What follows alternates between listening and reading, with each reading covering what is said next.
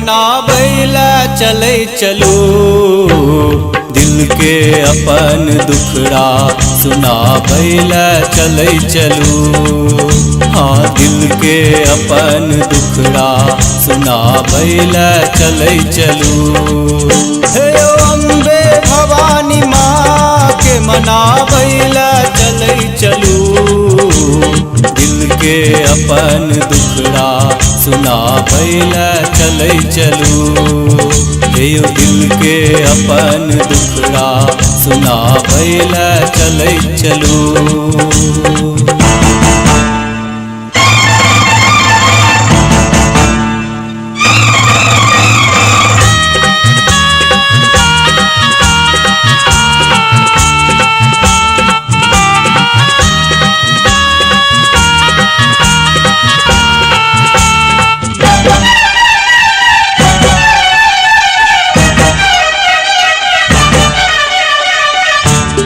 अभी आप सुन रहे हैं जय श्री कैसेट कंपनी की प्रस्तुति।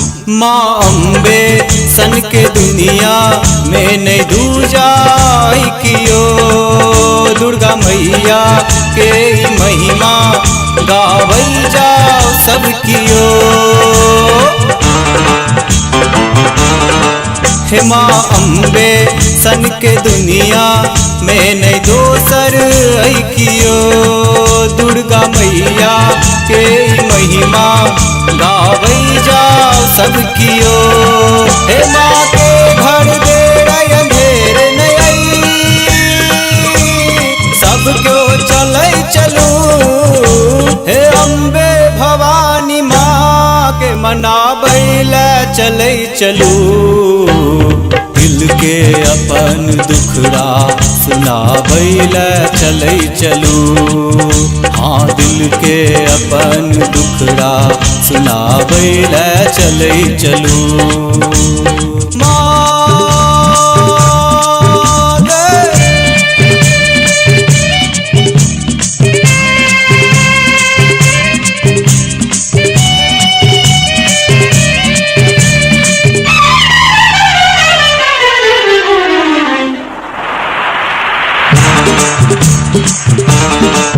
फूल ढूलक चढ़ेबै माँ के लाल चुनरिया ओढ़ेबै माँ के, फूल ढूलक चढ़ेबै माँ के लाल चुनरिया ओढ़ेबै माँ के। माँ के चरण के सेवा करबै, सबटा दुख माँ के सुनेबै। हाँ सब दुखिया के उद्धार हेतै,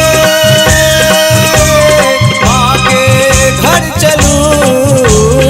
अम्बे भवानी माँ के मनाबैला चलै चलू, दिल के अपन दुखड़ा सुनाबैला चलै चलू। हे दिल के अपन दुखड़ा सुनाबैला चलै चलू।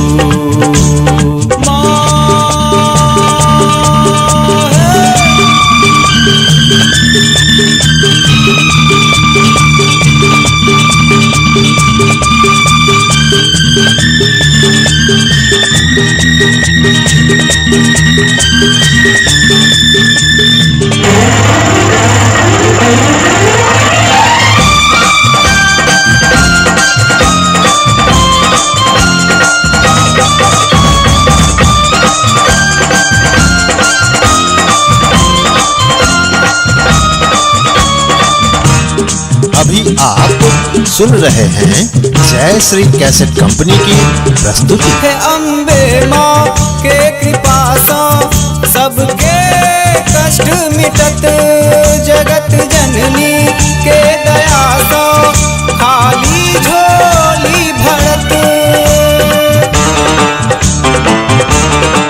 यो अम्बे माँ के कृपा से सबके कष्ट मिटत, जगत जननी के दया से खाली झोली भरत।